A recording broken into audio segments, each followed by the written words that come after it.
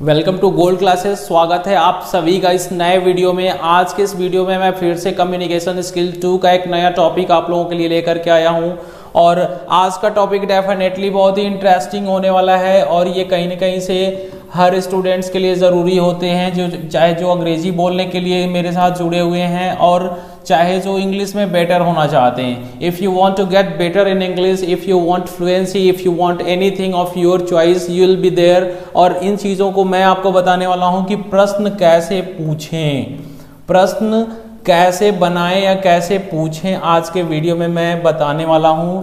आप वीडियो को अंत तक देखिएगा और कैसे पूछें या बनाएं ये मैं आप लोगों को आज बताने वाला हूं।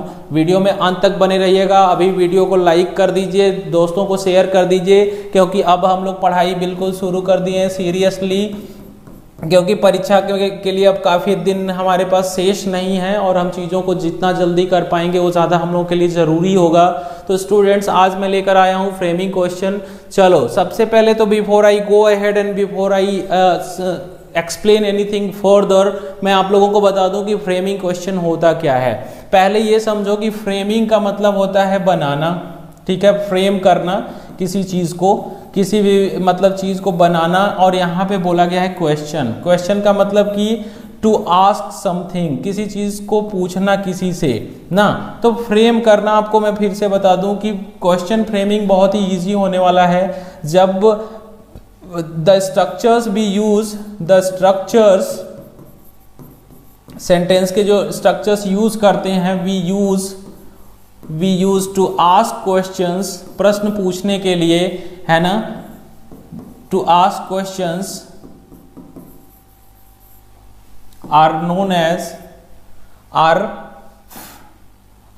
as कह सकते हैं क्वेश्चन फ्रेम्स, है ना। ये क्वेश्चन फ्रेम्स होते हैं, ध्यान दीजिएगा। और ये जो फ्रेम्स होते हैं ना, इन्हीं को हम चीज़ों को कहीं ना कहीं से बनाते हैं। और and the act of creating a question and asking a question is known as framing question. तो फ्रेमिंग क्वेश्चन आप लोगों को समझ में आ रहा होगा। और मैं आप लोगों को बता दूं कि सबसे पहले जो फ्रेमिंग क्वेश्चंस होते हैं उसके लिए थोड़ा सा ध्यान दीजिएगा कि पहले मैं ये बता दूं कि जो क्वेश्चन है उसको कुछ स्टूडेंट्स इंट्रोगेटिव सेंटेंस मान लेते हैं। क्वेश्चन का मतलब प्रश्नवाचक वाक्य नहीं होता है। देखो, प्रश्नवाचक वाक्य और फ्रेमिंग में अंतर होता है। प्रश्नवाचक वाक्य बनाना और फ्रेमिंग क्वेश्चन में थोड़ा अंतर होता है। देखो, मैं आपको बता दूं कि अंग्रेजी में प्रश्न पूछने के 3 तरीके होते हैं। ये मैं केवल अपने अकॉर्डिंग बता रहा हूँ, आपको ये चीज़ें कहीं किसी ग्रामर बुक में नहीं मिलती हैं। ये मेरे एक्सपीरियंस के through, as you might be knowing कि मैंने जो एक्सपीरियंस है, जो एज अ रिसर्चर जो चीज़ें समझी हैं, मैं वो चीज़ें आपको बताता हूँ। तो फ्रेमिंग क्वेश्चन से परीक्षा में तो मोर देन 5 मार्क्स के क्वेश्चंस बनेंगे, लेकिन पहले कॉन्सेप्ट बनाना सीखो। देखो, क्वेश्चंस डायरेक्ट एक हो सकते हैं, जब हम प्रत्यक्ष प्रश्न किसी से पूछते हैं तो उसे डायरेक्ट क्वेश्चंस कहते हैं। जैसे कि आप टेंस में 12 तरह के टेंस बनाना जानते थे कि इंडेफिनिट से लेके परफेक्ट, कंटिन्यूअस, 13 मॉडल्स होते हैं, कैन, कुड, मे, माइट। अब इन्हीं प्रश्नों को अगर प्रश्नवाचक वाक्य का रूप दे दिया जाए तो वही डायरेक्ट क्वेश्चन हो जाता है। जैसे कि डू यू नो हर, क्या तुम उसे जानते हो। तो यहाँ पर देखो, ये डायरेक्ट क्वेश्चन है। मैंने किसी से कोई प्रश्न पूछ लिया तो यहाँ पर क्या हो गया भाई, ये चीज़ों को ध्यान दीजिएगा कि मैंने किसी से डायरेक्ट प्रश्न पूछ लिया तो ये क्या हो गया, डायरेक्ट क्वेश्चन। इसी को मैंने डायरेक्ट क्वेश्चन का नाम दिया। चलो, नेक्स्ट है इनडायरेक्ट। इनडायरेक्ट क्वेश्चन वो होते हैं जिसमें हम प्रश्न अप्रत्यक्ष रूप से पूछते हैं। कैसे? अप्रत्यक्ष रूप से।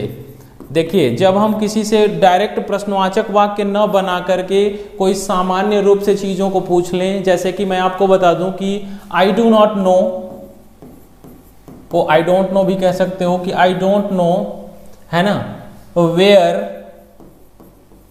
सी लीव्स, मैं नहीं जानता हूं कि वह कहाँ रहती है। ये भी तो एक प्रश्न है।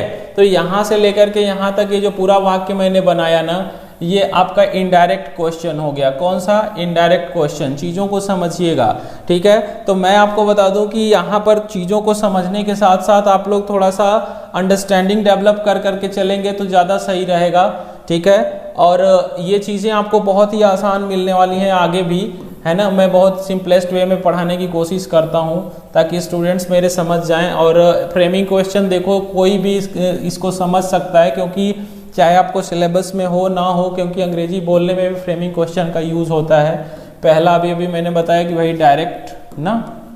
डायरेक्ट आप समझ गए, हम सीधे प्रश्नवाचक वाक्य बना लेते हैं। SVO जो ऑर्डर रखते हो, सब्जेक्ट वर्ब ऑब्जेक्ट, इसी को बदल करके VSO कर देते हो, प्लस अंत में क्वेश्चन मार्क लगा देते हो।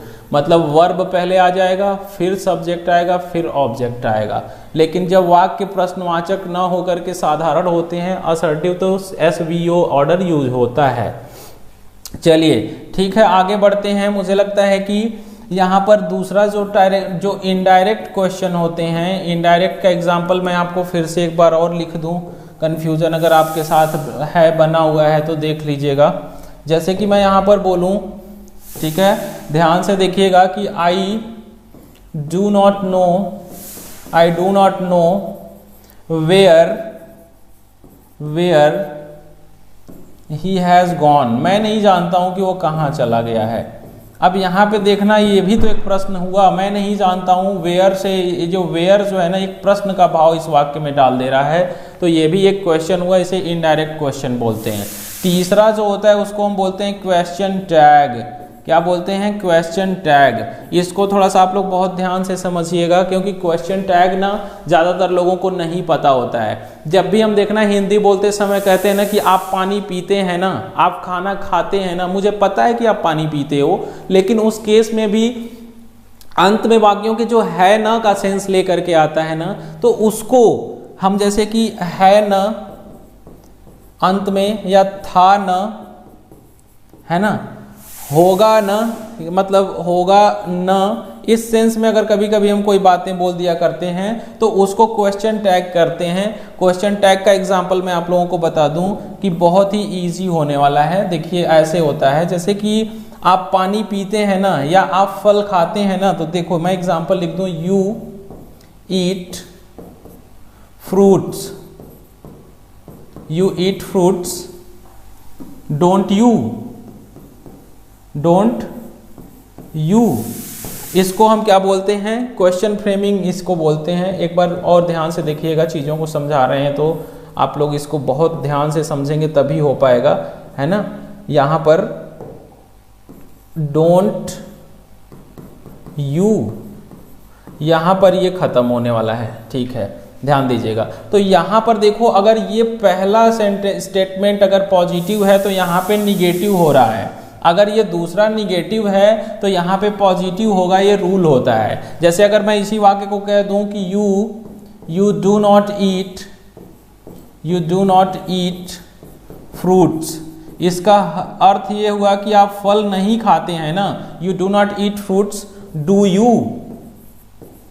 यहां पर ध्यान दीजिएगा कि ये जो दूसरा पोर्शन जो यूज हो रहा है ना, इसको थोड़ा सा ध्यान से समझना, है ना। मैं आपको समझाने की कोशिश कर रहा हूं कि यहाँ पे जो दूसरा पोर्शन, ये जो डोंट यू और यहाँ पर डू यू यूज हो रहा है ना, इसी को हम क्या बोलते हैं? Question tag. क्वेश्चन टैग तीसरा तरह का प्रश्न पूछने का एक तरीका होता है, यही आपको मैं आप लोगों को बताने की कोशिश कर रहा हूँ। फ्रेमिंग क्वेश्चन से परीक्षा में कैसे प्रश्न पूछे जाते हैं, प्रतियोगी परीक्षा में कैसे प्रश्न पूछे जाते हैं, मैं आपको बताता हूँ। लेट अस सी। ऐसे क्वेश्चन पूछ लेगा, जैसे इसमें 3 तरीके होते हैं। जैसे ये कह देगा कि ही लिव्स इन जौनपुर, वह जौनपुर में रहता है। कभी कभी ये वर्ड अंडरलाइन कर देगा और कह देगा इस अंडरलाइंड वर्ड के लिए एक प्रश्न बना दो। तो प्रश्न बनाने का मतलब यहाँ पर फ्रेमिंग क्वेश्चन की बात करी जा रही है, प्रश्न को फ्रेम करना है। फ्रेमिंग क्वेश्चन मतलब प्रश्न बनाना है। तो देखो हम क्या करेंगे, यही प्लेस है ना, जौनपुर एक प्लेस है, तो बोल सकते हो कि वेयर, प्लेस के लिए वेयर यूज होता है प्रश्न बनाने के लिए। वेयर डज ही लीव, वो कहाँ रहता है, मतलब वह कहाँ रहता है। अब उसका आंसर जौनपुर हो पाएगा। तो प्रश्न बनाना है, थोड़ा सा क्रिएटिव माइंड आप यूज करोगे, है ना। कभी कभी ये क्या करता है, ये दूसरे तरीके से क्वेश्चन पूछ लेता है, ऐसे छोड़ देगा, बोलेगा कि डिड ही, है ना, वेयर डिड ही गो, वह कहाँ गया था। तो यहाँ पे जाने का भी स्थान है, तो यहाँ पे वेयर ला सकते हो ना, वेयर डिड ही गो। और भी कुछ क्वेश्चंस मैं आप लोगों के लिए ला रहा हूं, जैसे कि students are there in the class. यहां पर स्टूडेंट्स की संख्या की बात करी जा रही है ना, कि कितने स्टूडेंट्स वहां पर are there in the class, इससे ये पता चल रहा है। तो यहाँ पे हाउ मेनी आप लेकर के आओगे, how many students are there in the class. ये आपको कुछ एग्जांपल्स क्लियर हो पा रहे हैं। चलिए मैं एक क्वेश्चन टैग से क्वेश्चन बना दूं आपके लिए, कुछ थोड़ा सा इजीएस्ट होने वाला है। देखो पहले अगर मैं बोल दूं कि he has spoken well, उसने अच्छा बोला है ना। अब यहाँ पे क्वेश्चन मार्क, ये जगह छोड़ दें, तो यहाँ पे आपको क्वेश्चन टैग भरना है। क्या भरना है? Question tag. चलिए अभी मैंने जो फॉर्मूला बताया उस हिसाब से चलिएगा। जैसे अगर ये पॉजिटिव है तो यहाँ पे ये निगेटिव टैग यूज होगा, अगर ये निगेटिव है तो यहाँ पॉजिटिव टैग यूज होगा। यही वाला हेल्पिंग वर्ब यहाँ पर अंत में आता है, यानी कि ही यहीं पे रहेगा। अगर यहाँ पर रवि रहे तो रवि के लिए भी आप ही बना लोगे, क्योंकि यहाँ पे जो नाउन्स होते हैं उसके लिए हम यहाँ पे प्रोनाउन यूज कर लेते हैं। ये जिस टेंस में है उसी टेंस में इसको रखना है। ही हैज स्पोकन वेल, तो बोलेंगे कि हैजंट ही। तो यहाँ पे ध्यान दीजिएगा कि हैजंट ही जो पोर्शन है ना, ये क्या है? क्वेश्चन टैग है। तो ये ध्यान दीजिएगा। ज्यादातर अगर हम कहें कि यह अस्पष्ट है ना, तो बोलेंगे कि इट्स क्लियर, यह अस्पष्ट है ना, तो यहाँ पे हो जाएगा इजंट इट, इजंट इट। तो ये वाला जो पोर्शन यहाँ पे आपको दिख रहा है, इसको क्या बोलोगे भाई? इस वाले पोर्शन को क्वेश्चन टैग बोलोगे। This is what I want to teach you students. मुझे लगता है कि वीडियो आप लोग अच्छे से समझे होंगे, और अभी भी ये आपका फ्रेमिंग क्वेश्चन का पहला एक इंट्रोडक्शन वीडियो है। और भी चैनल पे वीडियोस पड़े हुए हैं जो मैंने पिछले साल पढ़ाए थे, उसका पीडीएफ भी वहाँ पर पड़ा हुआ है। पीडीएफ आप लोग टेलीग्राम से डाउनलोड कर लीजिए और चैप्टर वाइज अपनी पढ़ाई शुरू कर दीजिए। मेरा हर चैप्टर पे लेक्चर वाइज चीज़ें होंगी। अभी ये पहला लेक्चर है, और भी इस पर वीडियोस मेरे आएंगे, उसके लिए आप लोग जुड़े रहिए। जो लोग स्टूडेंट्स अंग्रेजी बोलना सीखना चाहते हैं उनको आज मैंने 3 तरीके से प्रश्न पूछना बताया है। प्रश्न कैसे पूछें ये सारी चीज़ें आपको मैं बताता रहता हूँ। गोल्ड क्लासेस में आपका विश्वास बनाने के लिए आप बनाए रखते हैं, मैं आपका आभारी हूँ। चीज़ों को आप लोग बहुत ध्यान से समझ रहे हैं, चैनल को ग्रो कराने में आप लोगों की काफ़ी मदद रही है। Thank you so much for being here with me. और मैं आप लोगों के उज्जवल भविष्य की कामना करता हूँ। मिलते हैं अगले वीडियो में नए कॉन्सेप्ट के साथ, नई ऊर्जा के साथ। तब तक के लिए आप सभी को धन्यवाद।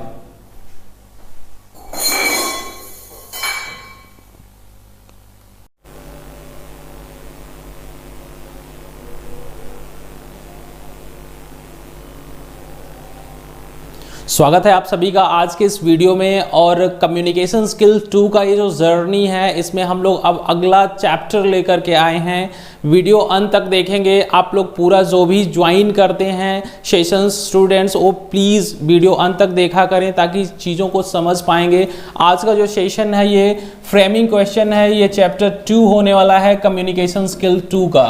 कम्युनिकेशन स्किल 2 जो पूरे यूपी में आप जानते ही हैं कि 4th सेमेस्टर के स्टूडेंट्स, हर ब्रांच के स्टूडेंट्स इसको पढ़ते हैं। तो framing question is going to be an important chapter for you, and this chapter you have to study at the end. Okay, so this is I think going to be very important for you. I think सारी चीज़ों को आप लोग समझे भी होंगे, और चीज़ों को you might have understood one thing that जो मैंने पीछे के चैप्टर्स में पढ़ाए हैं। चलो देखते हैं, बात करते हैं कि इसमें क्वेश्चंस कैसे बनेंगे।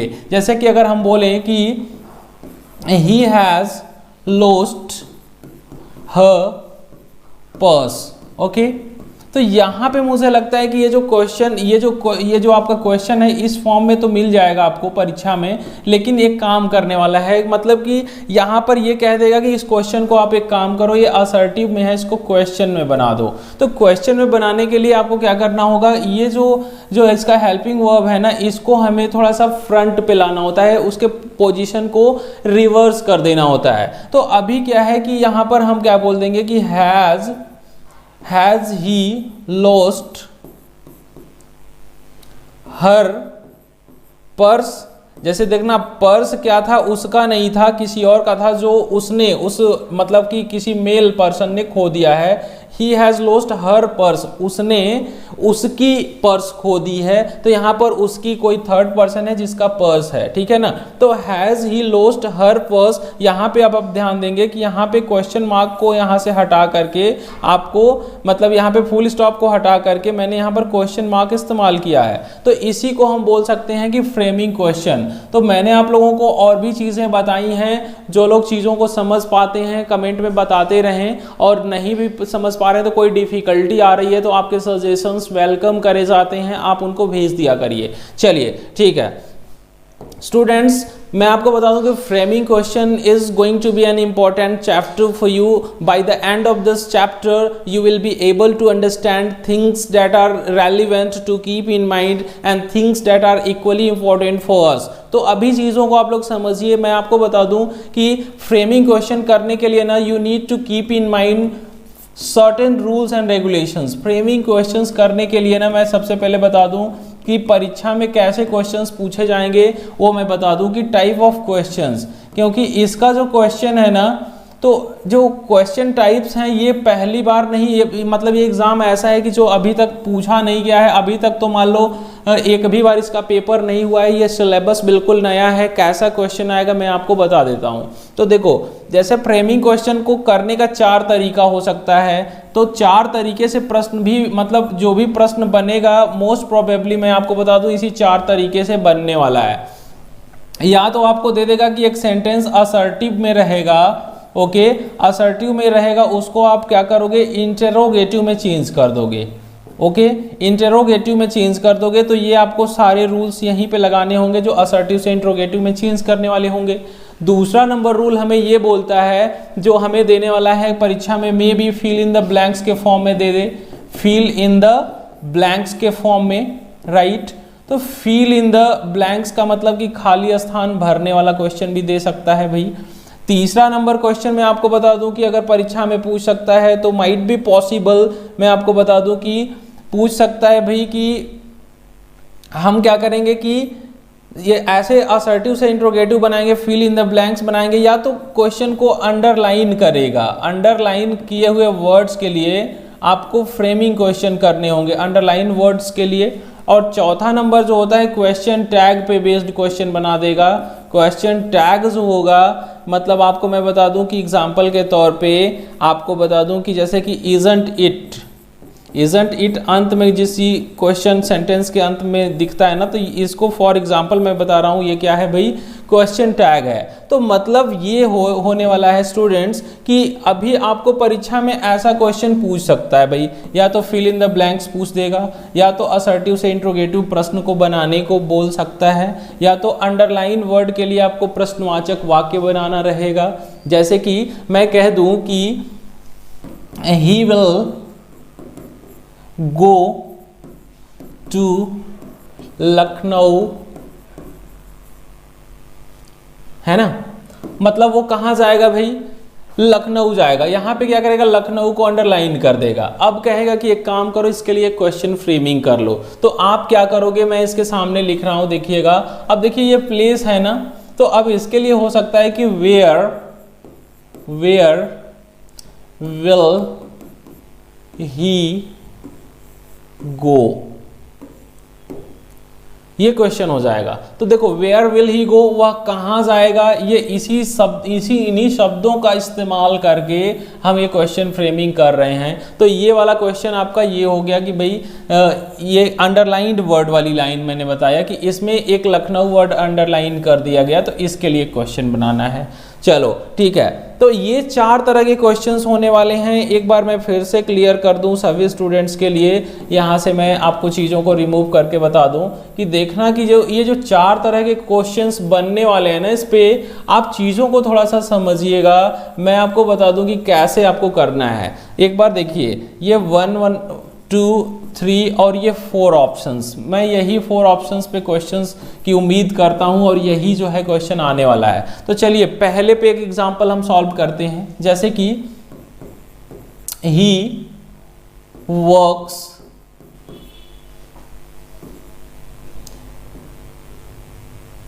हियर, मतलब वह यहाँ काम करता है, ये असर्टिव में है। तो यहाँ पे इसको अगर हम बदलेंगे तो देखिएगा ये एस लगा हुआ है, यानी कि ये प्रेजेंट इंडेफिनिट टेंस का एक वाक्य होने वाला है। तो प्रेजेंट इंडेफिनिट टेंस के वाक्य को आप ऐसे कर सकते हो, जब इसके लिए जब हम इंट्रोगेटिव बनाते हैं तो अभी मैं रूल्स बता दूंगा। पहले ये असर्टिव से इंट्रोगेटिव वाला चल रहा है, देखिएगा तब क्या हो जाएगा, वेयर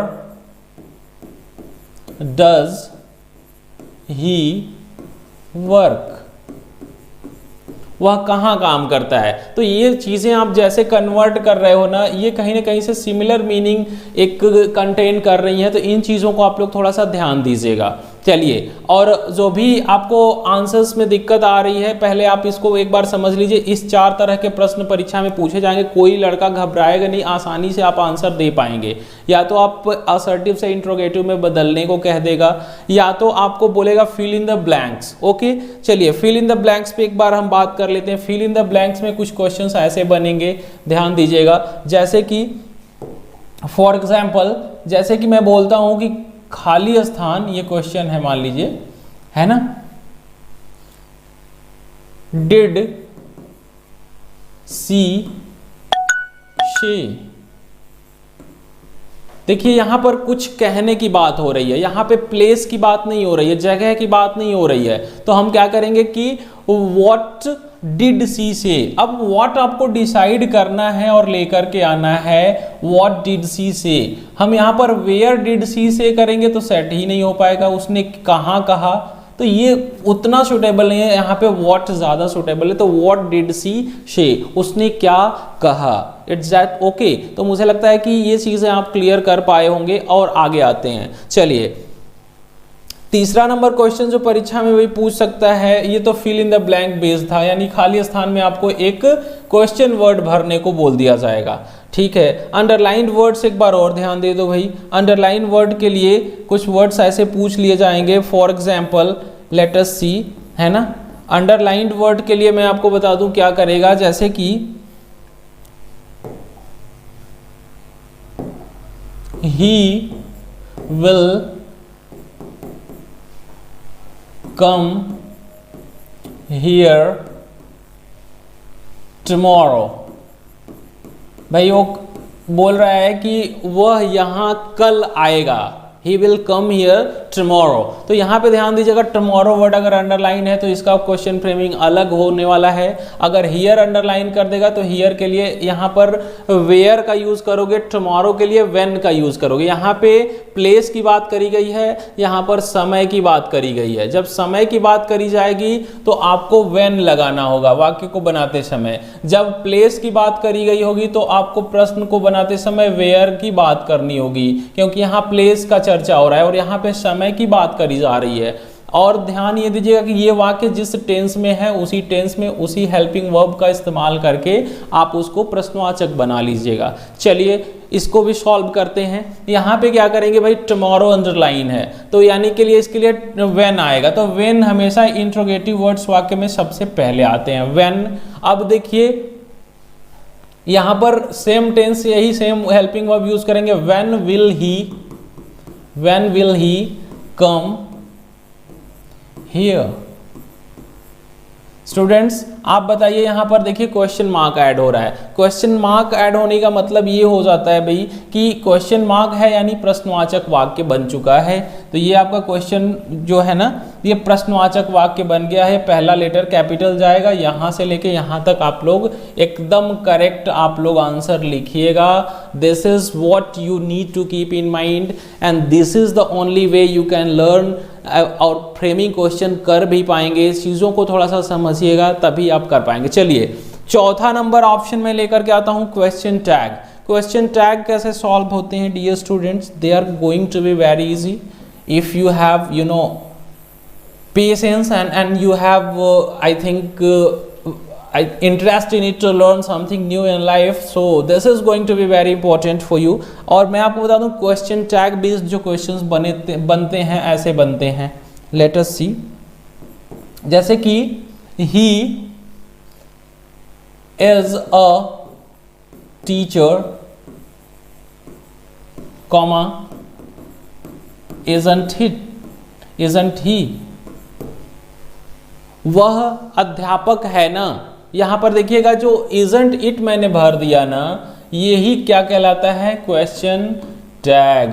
तो ये तो मैंने उदाहरण के तौर पे आपको बताया, तो परीक्षा में क्या करेगा मैं आपको बता दूं कि इसको, ये वाला जो पोर्शन isn't ही है ना, इसको करने वाला है रिमूव, और यहाँ पे आएगा आपके लिए खाली स्थान, यहाँ पे क्वेश्चन मार्क लगा देगा, ब्रैकेट में लिख सकता है भाई कि यहाँ पे क्वेश्चन टैग भर दो। तो क्वेश्चन टैग का इस्तेमाल तब करते हैं, मैंने कुछ पिछले सेशंस में भी बताए थे, कि जब हम किसी चीज़ों को जानते रहते हैं और उसके लिए कंफर्मेशन एक मिनिमम टाइप का एक मार्जिनल एक क्वेश्चन पूछते हैं जस्ट फॉर कंफर्मेशन, मतलब किसी से कोई चीज़ कंफर्म करनी हो। जैसे मैं आपसे कहूँ कि क्या आप पानी पीते हैं ना, मुझे पता है भाई आप पानी पीते हो, बिना पानी पिए तो रह नहीं सकते, ओके। हम कोई ऐसे रेप्टाइल्स या कुछ ऐसे जीव नहीं हैं भाई जिनको पानी की ज़रूरत नहीं होती। तो मैं आपको बता दूं कि जो हम कंफर्मेशन के लिए बातें करते हैं जिनके अंत में है ना, था ना, होगा ना आता है, जैसे कि आप वहाँ गए थे ना, आप खुश हैं ना।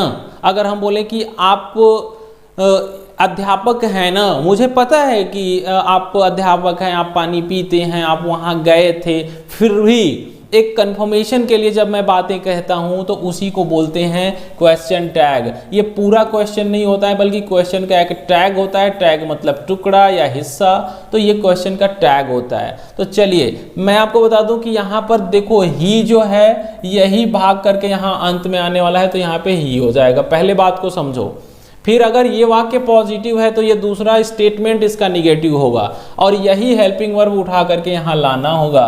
तो इज का हम बता देंगे isn't he is a teacher, isn't he. तो यही चार तरीका है जो प्रश्न पूछेगा फ्रेमिंग क्वेश्चन से। उम्मीद करता हूँ यही सारी चीज़ें आने वाली हैं, और आप लोग सेशंस को देखा करिए, हर चैप्टर पे 4 से 6 वीडियोस दिए जाते हैं आपको, और I think they are quite enough, वो पर्याप्त हैं आपके लिए।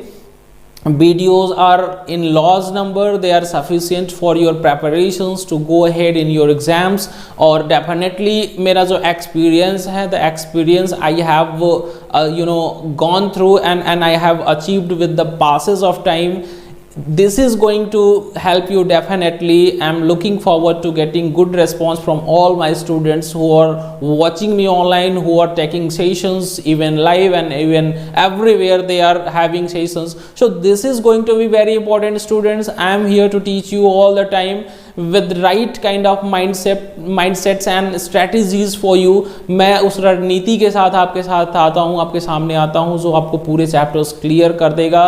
आप लोग बने रहिए, सेशंस को समझते रहिए, मैं अंत तक सारी चीज़ें आपको बताता हूँ, है ना। हर चैप्टर, एवरी सिंगल चैप्टर के आपके लिए चीज़ें मिलेंगी, वीडियोस मिलेंगी। Don't be in hurry all the time, अभी जल्दबाजी में मत रहिए। We still have a long way, we still have, कह सकते हैं पर्याप्त समय भी है हमारे पास, we still have plenty of time. अभी आपका जो एग्ज़ाम है in the month of May होने वाला है मोस्ट प्रोबेबली, तो आप चीज़ों को समझिए, मेरे साथ बने रहिए, आप लोग चीज़ों को बताते रहिए। चलिए मैं बताता हूँ कि अगला क्वेश्चन इसी पे बेस्ड होने वाला है, जो आप सॉल्व कर पाते हैं नहीं कर पाते हैं। देखिए एक बार ट्राई तो करिए, ट्राई करना भी कहीं ना कहीं से परफेक्शन की तरफ ले जाता है स्टूडेंट्स को, है ना। तो मैं अगर आपको बता दूं कि ही हैज स्टोलन माय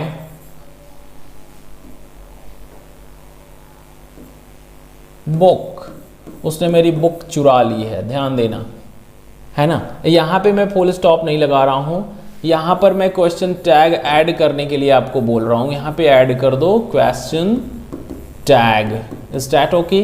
तो ये क्वेश्चन टैग जो है ना, this is I think very easy if you understand it. और अभी के आने वाले जो सेशंस होंगे ना, उसमें भी मैं चीज़ों को समझा दूंगा। Please don't worry at all, I am here all the time to help you the way you want to go through. I will take you to सारी चीज़ों को समझाऊंगा। चलो देखो, मैंने अभी क्या बोला था, स्टेटमेंट जब फर्स्ट पॉजिटिव है तो स्टेटमेंट 2 निगेटिव होने वाला है। स्टेट 1 इन केस नेगेटिव है तो स्टेटमेंट 2 हम पॉजिटिव कर देंगे। ध्यान दीजिएगा, अगर प्लस है तो माइनस कर देना, अगर माइनस है तो फिर प्लस कर देना। ध्यान देना, मतलब इस स्टेटमेंट पे ध्यान देना है। And one more thing you need to keep in mind कि सब्जेक्ट जो है ना, सब्जेक्ट ही यहाँ पर अंत में आता है। अगर यहाँ पर दीपक आ गया तो यहाँ पर नाउंस है ना, तो नाउंस को भी हम प्रोनाउन में बदल लेते हैं। दीपक है कौन भाई? ही है, इंसान ही है, तो यहाँ पे ही लगाओगे। यहाँ श्रुति रहेगा तो यहाँ सी हो जाएगा। तो let us solve this in the easiest way we can. Okay, so let me go through the instructions I have given you और सेम वे में सॉल्व करेंगे। तो देखो, इसी हैज़ ही को पकड़ के यहाँ पे ला दो, क्या हो जाएगा? ही, स्मॉल में लिखिएगा। अब देखो, ये हैज़ स्टोलन ये शो कर रहा है ना कि वर्ब की थर्ड फॉर्म ये हैज़ हैव आपका हेल्पिंग वर्ब है। तो देखो, ये जो हैज़ है यही इधर जाएगा, तो क्या हो जाएगा? हैज़ रख लो। लेकिन यहाँ पे हमेशा शॉर्ट फॉर्म में, कॉन्ट्रैक्टेड फॉर्म में, संक्षिप्त रूप में हेल्पिंग वर्ब और नाउन्स को, मतलब उसके साथ नॉट वर्ड्स को रख लिया जाता है। ध्यान दीजिएगा। तो मैं आपको बता दूं कि यहाँ पे हैजंट हो जाएगा, हैजंट ही। तो this is the right way of solving this kind of problem. You will have, you will take, you will find in your exams. जब भी पेपर सॉल्व करोगे, this kind of question will be right there on your question paper, और आप चीज़ों को solve करोगे तभी आप मार्क्स ले पाओगे। तो इससे भी काफ़ी अंक आपको मिलने वाले हैं परीक्षा में, ध्यान दीजिएगा। चलिए मैं फिर से बता दूं कि जो फ्रेमिंग क्वेश्चन है, फ्रेमिंग क्वेश्चन का मतलब यही होता है प्रश्न बनाना, और प्रश्न बनाने के 4 तरीके हैं, है ना। यहाँ पर फ्रेमिंग क्वेश्चन पूछेगा परीक्षा में, प्लीज़ डोंट वरी, मैं आपके साथ हूँ। और फ्रेमिंग क्वेश्चंस को करने से पहले मैं आपको बता दूं, प्रश्न बनाना एकदम आसानी भाषा में लिख दूं मैं, प्रश्न बनाना या प्रश्न क्रिएट करना ना। तो ये चीज़ें आपसे पूछने वाला है भाई, प्रश्न बनाना या प्रश्न क्रिएट करना। तो मैं आपको बता दूं कि इसके लिए परीक्षा में जो पॉसिबिलिटी है, 4 तरह के प्रश्न की संभावनाएं हैं। क्यों? क्योंकि अभी इसका भाई कोई एक भी बार परीक्षा तो हुआ नहीं है कि हम बता दें कि सेम यही आने वाला है। सिलेबस बिल्कुल नया है। Board of technical education Uttar Pradesh किस प्रकार का प्रश्न बनाएगा, मॉडल पेपर जारी करता नहीं है। मॉडल पेपर जारी होता तो आप जान जाते, मैंने कई बार रिक्वेस्ट करी है, कोई मॉडल पेपर जारी होता है भी, नहीं भी होता है, बहुत सारी बातें आ जाती हैं। स्टूडेंट्स अगर वीडियो को समझ पाते हैं तो कमेंट में बता दिया करिए, सारी चीज़ों को समझ पाते हैं तो ज़रूर बता दिया करिए, तभी मैं आगे अच्छे से उन चीज़ों को कनेक्ट करके बताऊंगा। आपके कमेंट्स हमको बेटर वीडियोस बनाने में और भी सिंपलेस्ट वे में चीज़ों को पढ़ाने के लिए हमें मोटिवेट करते हैं, तभी हम आपको आगे पढ़ा पाते हैं। Let us see. Himanshu Singh, you are always there, right there in the class, so I am very happy with you just because you are very sincere with what you have decided doing, and you are learning English with me, you are having sessions with me, so this is going to take you to the right direction you actually want to go, और चीज़ें आपके लिए बहुत आसान होने वाली हैं, मैं बनाने वाला हूँ उसको आसान। Let us be with me। चलिए, तो ये फिर से बता करके वीडियो अंत करने वाला हूँ मैं। कहीं ना कहीं से यहाँ पे असर्टिव आने वाला है, मतलब असर्टिव से इंट्रोगेटिव बनाने के लिए। अब मैं इन चारों एरिया पे काम करने के लिए थोड़ा अलग अलग से वीडियोस पे आऊँगा आपके साथ, और आप लोग चीज़ों को समझिएगा। मैं कल से आपको असर्टिव से इंट्रोगेटिव बनाने के सारे रूल्स बताऊँगा, फिर लेके चलूँगा। फिल इन द ब्लैंक्स भी जब ये सॉल्व करना जान गए तो ये भी सॉल्व करना जान रूल्स तो देखो असर्टिव से इंट्रोगेटिव वाले ही सब में लगते हैं, है ना। ये क्वेश्चन टैग है, ये अपने लिए थोड़ा अलग रूल लेके आता है। तो अगर आप चीज़ों को समझ चुके होंगे तो ज़्यादा मुझे लगता है कि चीज़ें आसान हो जाएंगी आपके लिए। और ये सारी चीज़ों को समझ जाइए तो फिर कमेंट बॉक्स में बता दिया करिए। चलिए, तो ये रहा आज का सेशन, और एक क्वेश्चन और सॉल्व करना होगा, फिर आप बताइएगा कि चीज़ों को कैसे सॉल्व करना है। एक क्वेश्चन है यहाँ पर, ये क्वेश्चन टैग का होने वाला है। क्वेश्चन टैग का आपके लिए क्वेश्चन होगा, कमेंट बॉक्स में जरूर बताइएगा, है ना। ये it is clear.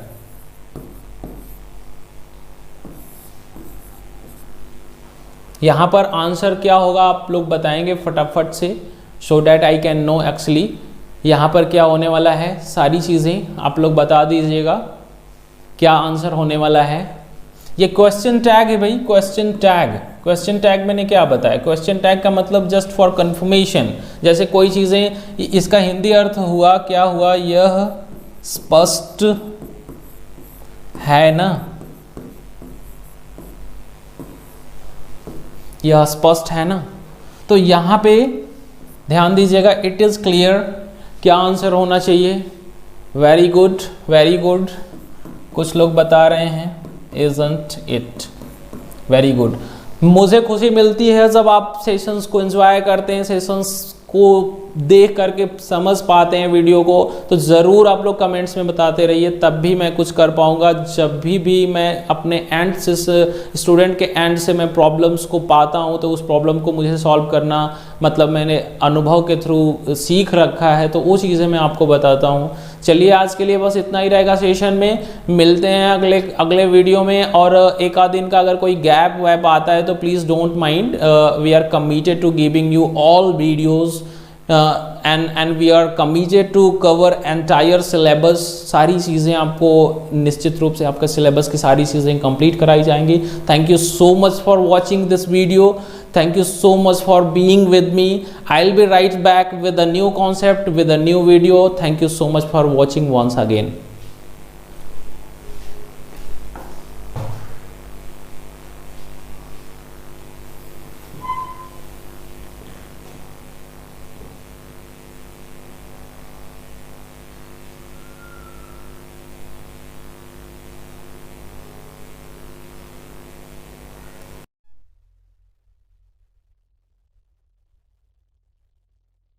Before I start, a very warm welcome to this platform, this educational platform where we are here and we are committed to learn English, and we have something important to talk about today. And we have one more important topic today, that is you might be knowing communication skill 2. Okay, so before I go ahead, I would say you have to keep in mind what is important and what is not. Okay, so keeping in mind the entire syllabus, everyone have to, you know, all the students have to do one thing, and I think they have to keep in mind what is important for them. चलिए start करते हैं। कुछ session शुरू करने से पहले मैं आपको बता दूं कि जो चीज़ें इंपॉर्टेंट हैं उसको हम लोग पढ़ेंगे, और ये चीज़ हमेशा ध्यान में रखिएगा आप लोग कि जो चीज़ें आपके लिए ज़रूरी हैं, जो परीक्षा में आने वाली हैं, उसी पे हम काम करेंगे और उन्हीं चीज़ों को पढ़ेंगे। तो देखिए कम्युनिकेशन स्किल जो 2 है आपका, ये कहीं ना कहीं से बहुत ही एक इम्पॉर्टेंट टर्म होने वाला है, और यहाँ पे मैं आप लोगों को वही सारी चीज़ें बताता रहता हूँ। तो चलिए शुरू करते हैं आज का फिर से सेशन कम्युनिकेशन स्किल 2 का। ओके, कम्युनिकेशन स्किल 2 जो है, इसमें हम लोग टॉपिक जो पढ़ रहे हैं वो है फ्रेमिंग क्वेश्चन। ओके, तो फ्रेमिंग क्वेश्चन पे बात करेंगे, और फ्रेमिंग क्वेश्चन पे देखिए अभी तक इसके पहले भी कुछ चीज़ें बात करी जा चुकी हैं, उसको आप लोग पार्ट 1 पार्ट 2 में ज़रूर देखेंगे, तो इसको ज़रूर आप लोग देखिएगा। जो भी वीडियोस अपलोड हो जाते हैं वो आप लोगों के लिए बहुत ही इंपॉर्टेंट होते हैं, और आप उन चीज़ों को समझते चलेंगे तो ज़्यादा बेहतर होगा। तो चलिए स्टूडेंट्स, जो भी पहले से जो चीज़ें आप पढ़े हैं ना, उसको आप लोग ज़रूर बताइएगा कि कौन कौन सी चीज़ें हैं कमेंट बॉक्स में, और सारी चीज़ों को देखिए। मैं आपको बता दूं कि जो फ्रेमिंग क्वेश्चन है ना, फ्रेमिंग क्वेश्चन आपको करना ज़रूरी होगा, और यहाँ पे ध्यान दीजिएगा कि फ्रेमिंग क्वेश्चन करने के जो तरीके होते हैं उसमें से मैंने 4 बता रखे हैं अभी तक। तो फ्रेमिंग क्वेश्चन को परीक्षा में देखो 4 तरीके से पूछ सकता है, फिर से मैं डिस्कस करूंगा। पहले तो क्या कर देगा कि भाई कन्वर्ट करने वाला कुछ सेंटेंस बना सकता है, कन्वर्ट इनटू इंटेरोगेटिव, ये पूछ सकता है। दूसरा विकल्प पूछ सकता है भाई फिल इन द ब्लैंक्स के फॉर्म में, फिल इन द ब्लैंक्स के फॉर्म में। और तीसरा विकल्प जो पूछ सकता है, तीसरे तरीके से जो क्वेश्चन बनेगा एक अंडरलाइंड वर्ड होंगे, अंडरलाइंड वर्ड के लिए फ्रेमिंग क्वेश्चन करना होगा, अंडरलाइंड वर्ड के लिए फ्रेमिंग क्वेश्चन होगा। और चौथा अगर पूछ सकता है तो वो हो सकता है क्वेश्चन टैग। तो हम लोग क्या करेंगे कि वीडियो में अपने सिस्टमेटिकली सारी चीज़ों को समझते हुए चलेंगे। तो आज मैं आप लोगों को पहला ये इसमें से ऑप्शन आपको बताने वाला हूँ कि कैसे देखिए कन्वर्ट करना है इंटेरोगेटिव में। तो यहाँ पे ये रूल आपको समझना है और इसी पे हम लोग बात करेंगे आज। तो आप लोग ध्यान से देखिए चीज़ों को, और जहाँ से ना समझ में आया आप कमेंट में बताते रहिए ताकि चीज़ों को हम लोग अच्छे से समझ पाएँ, एग्जाम में जो क्वेश्चंस आए उसको टैकल कर पाएँ और मार्क्स अचीव कर पाएँ। चलिए ठीक है, बात करते हैं। यहाँ पर जो मेनली आपका ये जो क्वेश्चन बनने वाला है परीक्षा में ना, तो पहला टाइप आज हम लोग डिस्कस करेंगे। जो पहला टाइप है ये कैसे पूछता है परीक्षा में क्वेश्चन, मैं आपको बता देता हूँ। जैसे देखिए एग्जाम्पल के तौर पे क्वेश्चंस ऐसे पूछे जाते हैं, जैसे कि मान लीजिए एक क्वेश्चन मैं लेता हूँ, जैसे कि ये क्वेश्चन पूछ लेगा कि ही वॉक्स इन द मॉर्निंग। अब यहां पर बात हम अगर जैसे कि अंडरलाइन की नहीं कर रहे हैं, यहां पर पहला इसे कन्वर्ट करना है इंटरोगेटिव में, तो यहां पर इस प्रश्न को आप अपने मतलब उस ग्रामर रूल्स का ध्यान दे करके आप इसको इंटेरोगेटिव में चेंज करेंगे। इंटेरोगेटिव चेंज में करने से पहले कुछ थोड़ा सा ध्यान दीजिएगा। मैंने क्या रूल बताया था, जो मास्टर रूल है, मास्टर रूल हमें ये बोलता है कि मतलब जो सब्जेक्ट वर्ब और ऑब्जेक्ट का ये जो ऑर्डर होता है ना, इसको हमको क्या कर देना है भाई, कन्वर्ट करते समय हमें ये ऑर्डर VSO का कर देना है। क्या हो जाएगा, वर्ब पहले आ जाएगा तो VSO का हो जाएगा, क्वेश्चन मार्क अंत में रखोगे। लेकिन इतना ही काफी नहीं है, इसके साथ साथ एक चीज और ध्यान देना होगा कि कितने टेंस हैं और किस टेंस के अकॉर्डिंग। पहले मैं इसको सॉल्व कर दूं एक, उसके बाद फिर मैं आप लोगों को और भी आंसर्स अभी सामने आप लोगों को देता हूं कैसे देना है, ठीक है। तो जैसे अगर यहाँ पे एस लगा हुआ है तो कुछ स्टूडेंट्स देखो ज्यादातर हाई स्कूल करके आए होंगे, तो हाई स्कूल लेवल तक आप लोगों को टेंस, इंग्लिश टेंस सिस्टम सिखाया जाता है। और अगर आप नहीं भी सीखे हैं तो मैं फिर से शुरू से चीजों को शुरू करूंगा यहाँ पर, है ना। तो ध्यान दीजिएगा कि वॉक्स है यानी कि ये प्रेजेंट इंडेफिनिट टेंस का एक वाक्य बना हुआ है जिसमें रिपीटेड एक्शंस की बात करी गई है। ही वॉक्स इन द मॉर्निंग मतलब कि वह सुबह टहलता है। It is an action that takes place again and again, that is taking place repeatedly, you can say. जो चीजें बार बार रिपीट होती हैं उसे इंडेफिनिट और सिंपल टेंस के नाम से आप जानते हो। तो अभी देखो वॉक्स लगा है तो इसको जब हम इंट्रोगेटिव में बदल देते हैं तो डू डज आपको माइंड में होना चाहिए कि डू डज हमको wherever they are necessary use करना होगा। तो देखो ही है तो ही के साथ भाई डज लगेगा, तो डज हो जाएगा, does he walk, does he walk in the morning,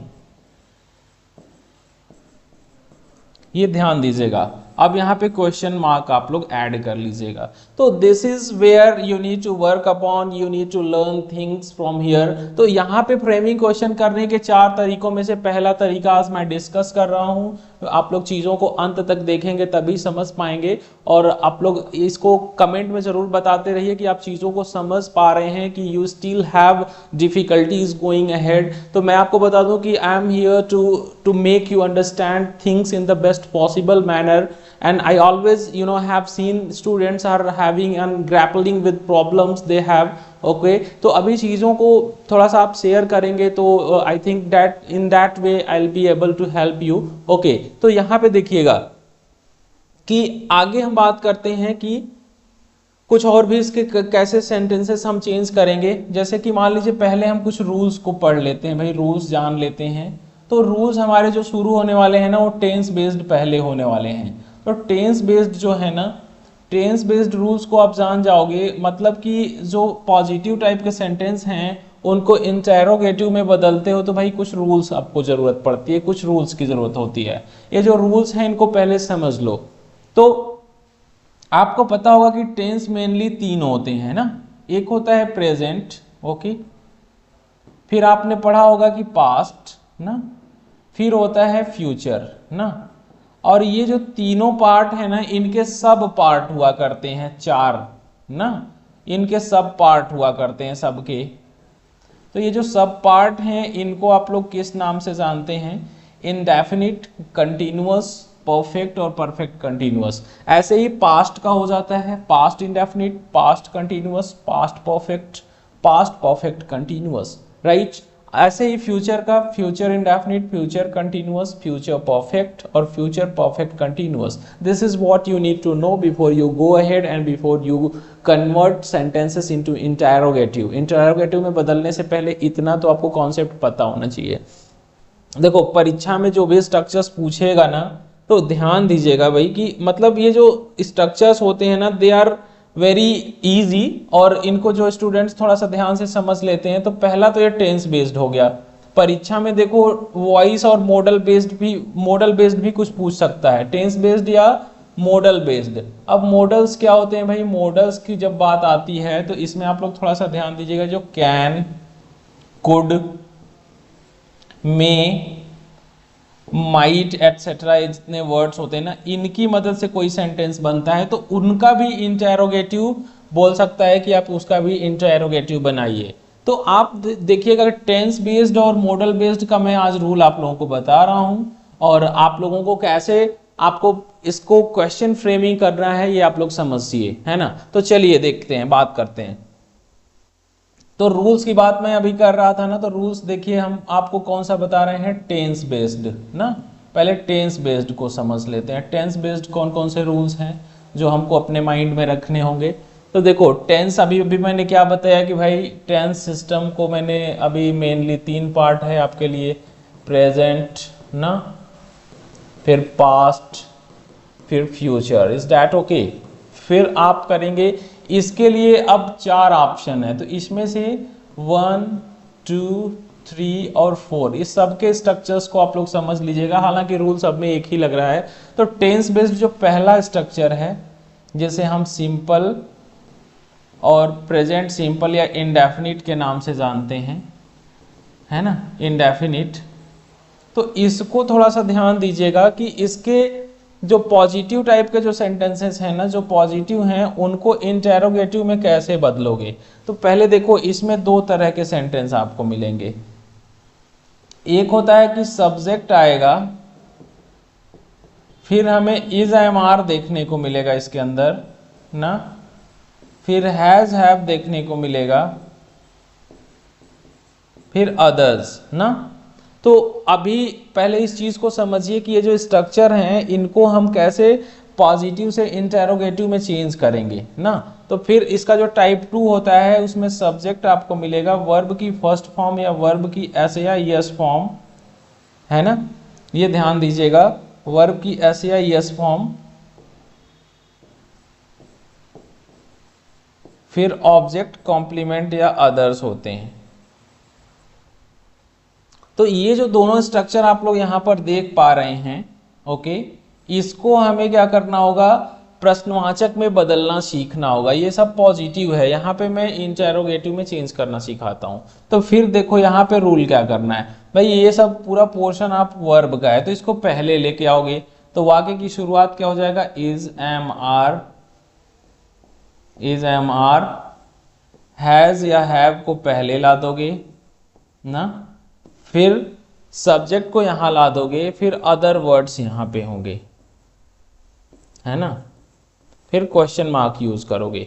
ध्यान देना, जो भी क्वेश्चन वर्ड्स होते हैं जैसे वाई, विच, वेयर, ये सब इसके पहले ऐड होंगे। यहाँ पे क्वेश्चन वर्ड्स सबसे पहले आ जाएंगे, ये ध्यान दीजिएगा। जैसे कि अगर मैं बोलूं, एग्जाम्पल पे समझ लो,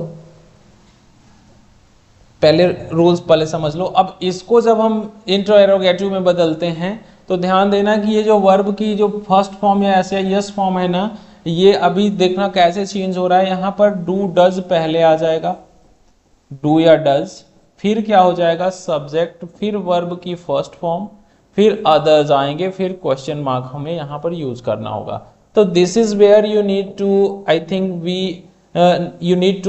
थिंक कीप इन माइंड। और यहाँ पे ये ध्यान देना कि ये जो मैंने अभी फ्रेम बनाया यहाँ पर ना, ये चीज आपको बहुत जरूरी है समझना कि यहाँ से कैसे आप, अब देखो जब भी हमें कुछ इंटरोगेटिव सेंटेंस, इंटरोगेटिव वर्ड्स लाने होंगे, व्हाई, विच, वेयर, तो वाक्य की एकदम शुरुआत में आते हैं, है ना। तो देखना जहां कहीं भी एक सेंटेंस मिलेगा जिसमें वर्ब में ऐसे या यस लगा हो, तो जब उसको चेंज करोगे तो डू डज में आपको चेंज करना होगा। चलिए एग्जाम्पल मैं यहाँ पर एक लेकर के आता हूँ, थोड़ा सा देखिएगा। लेंदी अगर चीज़ों को आप लोग नहीं समझ पाते हैं ना, तो चूंकि ये थोड़ा सा टॉपिक लेंदी होता है, अगर आप लोग पहले से कुछ चीज़ों को पढ़े होंगे तो मेरी बात को अच्छे से समझ पा रहे होंगे, है ना। तो चलिए देखते हैं आगे क्या बोलते हैं। देखिए तो यहाँ पे एक एग्जाम्पल इसका लेकर के आते हैं। जैसे मान लो अगर मैं बोलूं कि आई एम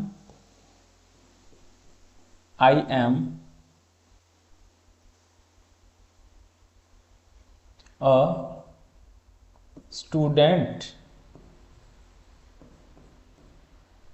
तो इसको अगर इंट्रोगेटिव में बदलना हो तो देखो करना क्या है भाई, कुछ नहीं करना है, फिर इस एम को पहले लेके आ जाओ ना, तो क्या हो जाएगा कि एम आई अ स्टूडेंट।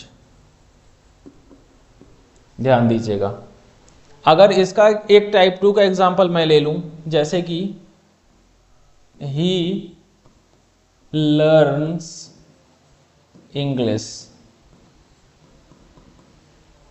ये टाइप 2 के फॉर्मूले से बनेगा। देखिए वर्ब में एस या एस लगा हुआ है, तो हम क्या बोलेंगे, डज ही लर्न इंग्लिश। ध्यान दीजिएगा, तो ये मुझे लगता है कि चीजें आप लोगों को समझ में आ रही होंगी, और आप लोग इन चीजों को थोड़ा सा ध्यान दीजिएगा कि कैसे कन्वर्ट किया जा रहा है एग्जाम्पल्स के थ्रू। जो स्टूडेंट्स चीजों को समझेंगे, this is going to be important for them, and I think this is very important for you as well. जो भी इसको सेशन को देखते हैं वो कमेंट में ज़रूर चीज़ों को बताते रहें, इवन आफ्टर वर्ड्स। वीडियो को जब भी देखते हैं तो आप उसमें कमेंट देते हैं तो ज़रूर चैनल के माध्यम से रिप्लाई मिलता है और आपको चीज़ें समझाई जाती हैं। I am always here to help you, and I am always ready to help all my students, just because they have something they want to know, just because they are in touch with me. और इसको जो huge fan base है इसको बढ़ाने के लिए कहीं ना कहीं से it was I think a reason that you came forward with, और मैं आपके लिए हमेशा आपके साथ रहता हूं। तो ये रहा आपका स्ट्रक्चर नंबर 1। कुछ और एग्जांपल्स कर लेते हैं फिर आपको समझ में आ जाएगा। अब जैसे मैं बोलूं कि जैसे कि इसमें वाई विच वेयर वाली बात आ जाती है, तो है ना, तो अभी देखना कुछ सेंटेंसेस ऐसे बनते हैं जैसे कि वेयर डज ही लीव। तो मैंने अभी क्या बोला, ये जो डू डज और सब्जेक्ट प्लस वर्ब से सब चीजें स्टार्ट हो रही है ना, तो यहाँ पे अगर कोई विच वाई और वेयर वाला जो वर्ड देखने को मिलता है ना, तो ये सबसे पहले मिलता है अंग्रेजी वाक्य बनाते समय, इनको सबसे पहले रखना होता है। तो आप लोग इन चीजों को समझिएगा कि मैंने अभी अगर मैं बोलूं कि why does she go there, मतलब कि वह वहां क्यों जाती है। तो देखो वाई जो वर्ड है ना, हिंदी बोलते समय मैं कह दूं कि वह वहां क्यों जाती है, यहां पे ध्यान दीजिएगा। यहां पर देखिए क्यों वर्ड हिंदी में तो बीच में आ रहा है, लेकिन जब इसको हम ट्रांसलेट करते हैं तो यहाँ पे वाई पहले आ गया। भाई जाती है, तो ती है का सेंस जो है, तो ये प्रेजेंट इंडेफिनिट टेंस की तरफ इशारा करता है, जो चीजों जब कोई एक्शन बार बार रिपीट होता है। तो why does she go there. मुझे लगता है कि ये चीजें आप लोगों को थोड़ी समझ में आ रही होंगी, नहीं भी आ रही है तो चीजों को आप लोग बताइए ताकि और भी सिंपलेस्ट मैनर में चीजों को समझाया जाएगा। Let us come to the next structure we have to study, और बात करेंगे अभी हम नेक्स्ट स्ट्रक्चर की, स्ट्रक्चर नंबर 2 जो कि टेंस बेस्ड होने वाला है। तो टेंस बेस्ड स्ट्रक्चर्स की बात करते हुए आगे बढ़ेंगे। देखिए जो दूसरा नंबर स्ट्रक्चर है इसको हम बोलेंगे कि प्रेजेंट कंटिन्यूअस टेंस। यहां पर भी हम क्या करेंगे, जो पॉजिटिव सेंटेंस हैं उसको इंटरोगेटिव बनाना सीख लेंगे। तो हमारा ये जो 4 तरह का प्रश्न परीक्षा में पूछने वाला है उसमें से ये पहला तरीका मैं आप लोगों को बता रहा हूं। जैसे देखिए प्रेजेंट कंटिन्यूअस टेंस में जब वाक्य पॉजिटिव हुआ करते हैं तो सब्जेक्ट पहले आता है, फिर क्या होता है इज एम आर आता है, ये हेल्पिंग वर्ब के रूप में आता है ना, और फिर इसके जस्ट बाद हमें एक वर्ब लानी होती है जिसमें आईएनजी फॉर्म ऐड कर लेनी होती है। फिर हम क्या करते हैं भाई, इसके जस्ट बाद फिर ऑब्जेक्ट कॉम्प्लीमेंट या अदर पार्ट को हम यहाँ अंत में ऐड करके यहाँ फुल स्टॉप लगाते हैं। तो ये तो आपका स्ट्रक्चर एक गिवन होता है, ऐसे क्वेश्चंस में होता है, तो ये समझने की बात होती है। एग्जाम्पल देख लो यहीं पे नीचे, जैसे कि ही इज, है ना, he is trying to help me, वह मेरी मदद करने की कोशिश कर रहा है। ध्यान दीजिएगा यहां पर सब्जेक्ट ही है, सब्जेक्ट क्या है भाई, देखिए सब्जेक्ट जो है यहां पर ही बन के आया हुआ है। इस इज एम आर में से आप देखिएगा एक यहाँ पर इज आपको दिख रहा है, वर्ब की आईएनजी फॉर्म यहाँ पे स्ट्रक्चर में डिमांड करी गई है तो यहाँ पे ट्राई में आईएनजी लगा हुआ है, और टू हेल्प मी ये सब अदर वर्ड्स हैं, तो ये मैं आपको बता दूं कि ये अदर वर्ड्स हैं। थोड़ा सा ध्यान दीजिएगा, चीज़ों को समझेंगे तो ज़्यादा सही होगा, है ना। तो ये आपको समझ में आ रहा होगा। और यहाँ पर देखिएगा कि ये जो स्ट्रक्चर है ना, अब इसको कैसे हम प्रश्नवाचक में बदलेंगे, ध्यान दीजिएगा। अब जैसे मान लो इसके लिए स्ट्रक्चर पहले समझ लो कि स्ट्रक्चर कैसे प्रश्नवाचक में बदलेगा। फिर देखो सब्जेक्ट कभी भी पहले नहीं आएगा, फिर हम क्या करेंगे कि इज एम आर को पहले ला देंगे, इज एम आर ना, उसके बाद फिर इसके बाद हमें जरूरत होगी, ध्यान दीजिएगा, हमें सब्जेक्ट की जरूरत होगी, फिर वर्ब की आईएनजी फॉर्म आ जाती है, फिर हमें क्या करना है ऑब्जेक्ट कॉम्प्लीमेंट और अदर्स को यहां रख देना है। फिर आप ध्यान दीजिएगा कि यहां पर क्वेश्चन मार्क आएगा।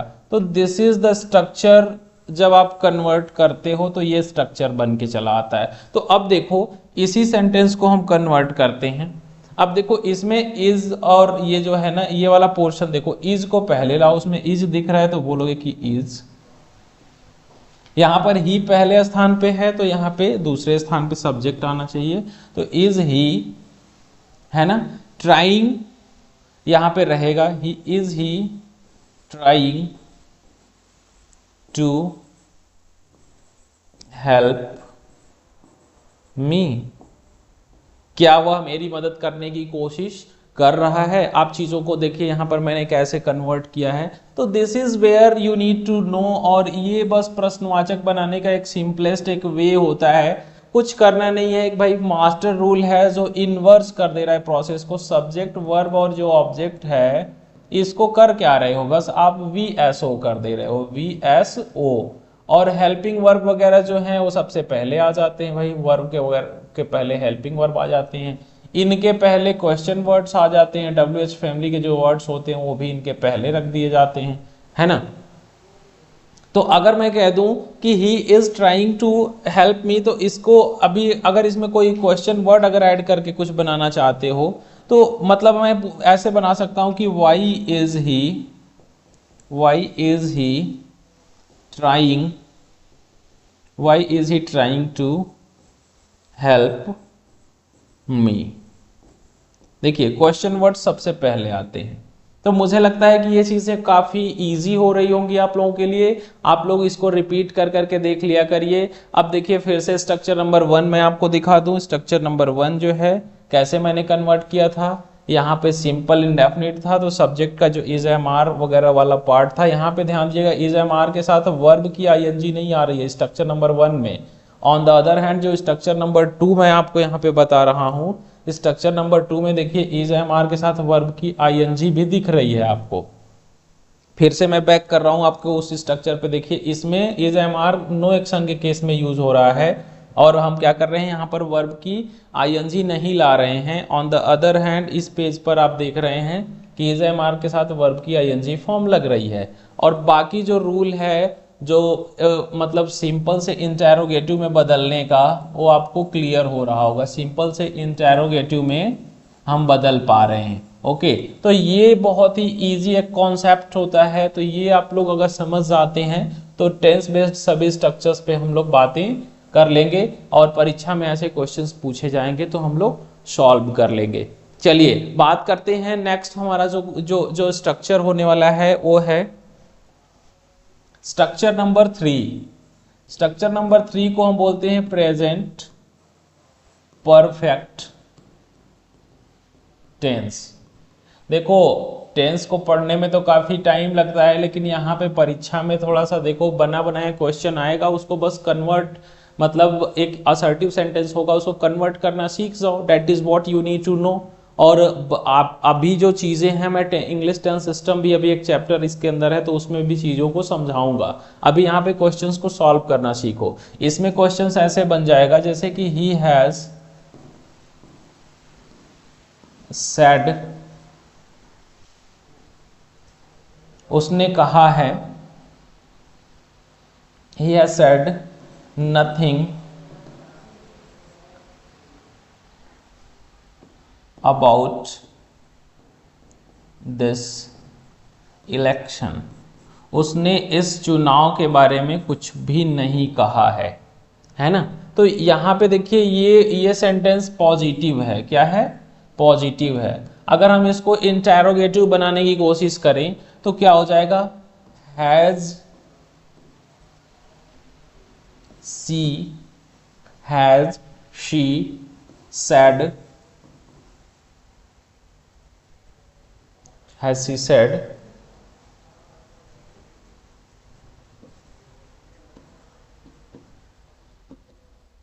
नथिंग, या एनीथिंग भी हो सकता है। Has she said nothing about this election. यहां पे क्वेश्चन मार्क लगा दोगे। तो यहां पे ध्यान दीजिएगा, अगर यहां पर जो क्वेश्चन में रहे उसको आप लोग चेंज मत करिएगा। नथिंग है तो नथिंग ही रखेंगे, प्रश्न जो बना करके परीक्षा में दे देगा। तो इसमें आप लोग बस फॉर्मूले को समझिए कि फॉर्मूला क्या होता है, पहले ही उसको समझ लो तो ज्यादा सही होगा आपके लिए। देखो फॉर्मूला क्या है, जो फॉर्मूला है वो कह रहा है कि सब्जेक्ट पहले आएगा, हैज हैव आएगा, फिर वर्ब की थर्ड फॉर्म देखने को मिलेगा, फिर अदर्स, कॉम्प्लीमेंट्स एंड अदर्स होंगे ना। तो ये ध्यान दीजिएगा। फिर हम क्या करेंगे, जब इसको बदलेंगे इंटेरोगेटिव में तो क्या हो जाएगा?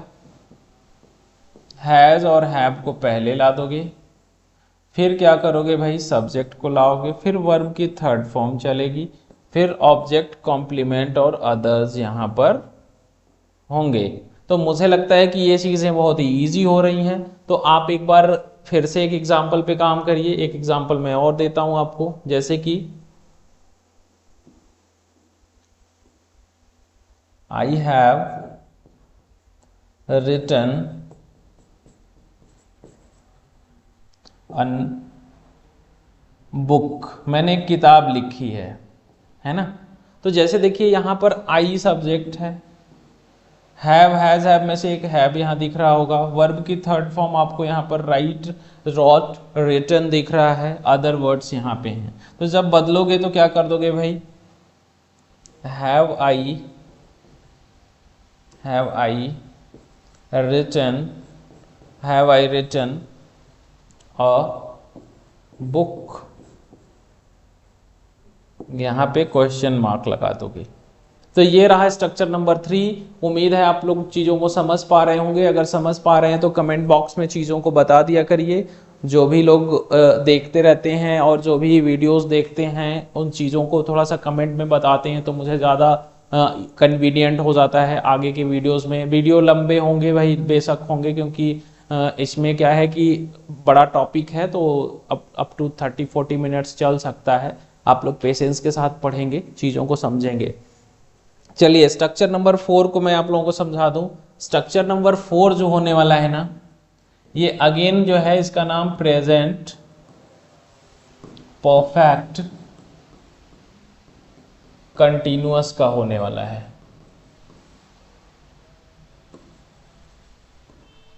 है ना। तो प्रेजेंट परफेक्ट कंटिन्यूअस के स्ट्रक्चर क्यों होते हैं, जैसे इन सबों के अंत में भी, ऐसे वाक्य के अंत में रहा रही रहे ही दिखने को मिलेगा आपको, है ना, रहा रही रहे देखने को मिलता है, उसके साथ है जुड़ा रहेगा। और क्या होता है भाई, समय का जिक्र होता है, समय का जिक्र। तो कहीं ना कहीं से ये चीज़ें आपके लिए, जैसे कि मैं इस प्रोजेक्ट पर 10 दिन से काम कर रहा हूँ, तो बोलेंगे कि I have been working on this project for 10 days. जैसे कि एग्जाम्पल देखिए, मैं इस प्रोजेक्ट पर 10 दिन से काम कर रहा हूं। यहां पे देखिए रहा हूं अंत में देखने को मिल रहा है, प्लस यहां पर समय का जिक्र 10 दिन से है, यानी कि ये देखिए कुछ काम परफेक्ट, यानी 10 दिन में से कुछ दिन तो आपने काम पूरा कर लिया होगा और कुछ अभी चल भी रहा है, मतलब कंटिन्यूअस भी है, इसीलिए इसका नाम प्रेजेंट परफेक्ट कंटिन्यूअस होता है। तो प्रेजेंट परफेक्ट कंटिन्यूअस टेंस के सेंटेंसेस में आपको स्ट्रक्चर पे ध्यान देना है। चलिए स्ट्रक्चर में आपको समझा दूं। स्ट्रक्चर्स कभी भी हमेशा लेके आते हो तो सब्जेक्ट को पहले लाओगे, फिर यहाँ पर हैज़ बीन, देखना इस चैप्टर के थ्रू आप लोगों का टेंस भी दोहरा ले रहे हो आप लोग, हैज़ बीन या हैव बीन लगेगा, फिर वर्ब की आईएनजी फॉर्म यहाँ पे रिक्वायर्ड होगी, है ना। फिर इसके बाद क्या करोगे, नेक्स्ट इसके बाद ऑब्जेक्ट कॉम्प्लीमेंट या अदर्स लेकर के आओगे। चलिए इसी को अब हम क्या कर रहे हैं भाई, कन्वर्ट कर रहे हैं। ये अगर हम पॉजिटिव मान लेते हैं वाक्य को, तो यहाँ इंटेरोगेटिव करना सीखेंगे। ध्यान दीजिए, अब क्या हो जाएगा कि हैज़ हैव पहले आएगा, हैज़ हैव, फिर सब्जेक्ट, फिर बीन आ जाता है। थोड़ा सा देखना, ये हैज़ और बीन में दोनों में बीच में सब्जेक्ट आ जाता है, टपक जाता है। जहाँ पर हैज़ और बीन यहाँ पे है ना, तो सब्जेक्ट इसके बीच में आ जाता है। तो हैज़ सब्जेक्ट प्लस बीन, फिर वर्ब की हम आईएनजी फॉर्म इसमें ऐड करेंगे, फिर ऑब्जेक्ट कॉम्प्लीमेंट्स और अदर्स को लेकर के आएंगे, ध्यान दीजिएगा, और क्वेश्चन मार्क यहाँ पर अंत में ऐड करेंगे। तो अगर देखिए इसी सेंटेंस को मैं अभी ट्रांसलेट कर दूं और उसी को इंटरोगेटिव में बदल दूं, तो ध्यान से देखिएगा, नेक्स्ट पेज में चीज़ों को मैं समझाता हूं। देखिए अगर मैं बोलूं कि I have been living here, I have been living in Jaunpur for years, मैं वर्षों से जौनपुर में रह रहा हूँ। तो अगर इसी को ये तो मान लो पॉजिटिव में है, अब इसी को इंटेरोगेटिव में चेंज कर लो, तो फॉर्मूला आपको यहाँ पर दिख रहा है कि यहाँ पर क्या है कि फिर ये formula has have plus subject, फिर बीन, फिर वर्ब की आईएनजी, अदर पार्ट्स इसमें आ जाएंगे। तो देखिए यहाँ पे क्या है, हो जाएगा कि ये आई जो है ना ये पीछे आएगा, तो हम क्या बोलेंगे कि have I been living in Jaunpur for years. यहाँ पे ध्यान दीजिएगा कि अब ये क्वेश्चन में बदल गया, तो मतलब ये कभी कोई अपने आप से ही तो क्वेश्चन पूछता नहीं है। तो मतलब यहाँ पर हैव दे, यहाँ पे they have been living in Jaunpur, अगर मान लो यहाँ पे मैं दे कर दूं, जैसे इसको मिटा करके ना, तो they have been living in Jaunpur for years, तो यहाँ पे बदलोगे तो आप भी क्या कर दोगे, फिर यहाँ पे भी इस पार्ट को क्या कर दोगे, बदलोगे तो ये हैव पहले आ जाएगा, have they been living in Jaunpur for years. आप चीज़ों को समझ पा रहे होंगे, मुझे लगता है कि अगर समझ पा रहे हैं तो आप लोग कमेंट्स में ज़रूर बता दिया करिए, ताकि चीज़ों को मैं अगले वीडियोस में और भी कुछ सिंपलेस्ट करके बता पाऊँ। चलिए ठीक है, तो मुझे लगता है कि यहाँ तक का कॉन्सेप्ट सभी को समझ में आया होगा। तो आज के लिए बस इतना ही रहेगा। एक बार हम लोग फिर एक नज़र में चीज़ों को देखेंगे। देखिए स्ट्रक्चर नंबर 1 हम आपके लिए बताए थे, क्या स्ट्रक्चर नंबर 1 क्या है, यहाँ पे सिंपल और इंडेफिनिट के लिए मैंने लाया था। तो इसमें दो टाइप के सेंटेंस बनते हैं, एक नो एक्शन और एक एक्शन वाला ना। तो इसमें क्या कर रहे हैं आप, स्ट्रक्चर्स जैसे हैं वैसे ही हम आपको इज एम आर अगर मेन वर्ब के रूप में आ रहा है तो इसी को मेन वर्ब को सामने रख के आप यहाँ पर चेंज कर लिए हो। उसके बाद स्ट्रक्चर नंबर 2 को थोड़ा सा समझोगे, इसे हम प्रेजेंट कंटिन्यूअस टेंस बोलते हैं। तो कंटिन्यूअस में हम subject is am are plus verb की आईएनजी फॉर्म लाते हैं, अन्य शब्दों को अंत में रखते हैं। तो फिर हम बदलते समय इज एम आर को पहले, फिर सब्जेक्ट वर्ब की आईएनजी फॉर्म ये रखते हैं। जब भी हमें क्वेश्चन वर्ड्स की ज़रूरत होती है तो यहाँ पे सबसे पहले रखना होता है, देखिए he is trying to help me, तो is he trying to help me हो जाएगा। और यहाँ पर why is he trying to help me. अब यहाँ पे देखो इस तरह के क्वेश्चन जो है टाइप 2 में बनेंगे, ये वाई हटा करके खाली स्थान दे देगा, तो आपको सोच करके इसमें चीज़ों को भरना होगा। तो मुझे लगता है कि यहाँ तक का कॉन्सेप्ट आप लोगों को समझ में आया होगा। फिर स्ट्रक्चर नंबर 3 देखिएगा, स्ट्रक्चर नंबर 3 जिसे हम परफेक्ट बोलते हैं, तो परफेक्ट में हमेशा वर्ब की थर्ड फॉर्म आती है। तो यहाँ पे देखिए she has said nothing about this election, उसने इस चुनाव के बारे में कुछ भी नहीं कहा है। तो बोलेंगे कि has she said nothing anything about this election. आप हो सकता है यहाँ पे जैसे I have written a book, मैंने एक बुक लिखी है। Have I written a book, यहाँ पे ये प्रश्न में मैंने बदल दिया। यहाँ पे ध्यान दीजिएगा, मैं इस प्रोजेक्ट पर 10 दिन से काम कर रहा हूँ। तो इस तरह के जो सेंटेंसेस होते हैं इन्हें हम प्रेजेंट परफेक्ट कंटिन्यूअस टेंस के नाम से जानते हैं, क्योंकि 10 दिन पहले से काम शुरू हुआ है, कुछ काम पूरा हो गया है और कुछ अभी जारी है, इसलिए इसे प्रेजेंट परफेक्ट कंटिन्यूअस टेंस होता है। इसके अंत में रहा, रही, रहे के साथ है लगेगा, समय का जिक्र आएगा, जिसको आप लोग सिंस फॉर से वाक्यों में लिखते हुए देखते होंगे। यहाँ पे मैं आप लोगों को टेंस नहीं पढ़ा रहा हूँ, इसलिए मैं यहाँ पर फ्रेमिंग क्वेश्चन सिखा रहा हूँ, इसलिए फ्रेमिंग क्वेश्चन के पॉइंट ऑफ व्यू से चीज़ें समझाई जा रही हैं, ध्यान दीजिएगा। तो यहाँ पे क्या हो जाएगा भाई, फिर subject has been have been जो है यहाँ पर आ गया है, तो यहाँ पर हैज़ हैव पहले आ गया, फिर सब्जेक्ट, फिर बीन, फिर वर्ब की आईएनजी, ये हो गया। कुछ एग्जाम्पल्स को यहाँ पे देख लीजिए। एक example, they have been living in Jaunpur, तो क्या हो जाएगा कि have they been living in Jaunpur. बस आज के लिए बस इतना ही। आपका कॉन्सेप्ट क्लियर हो गया हो तो आप लोग ज़रूर बताएं। We will be right back with next video with new concept. तब तक के लिए आप सभी को चैनल पर बने रहने के लिए धन्यवाद।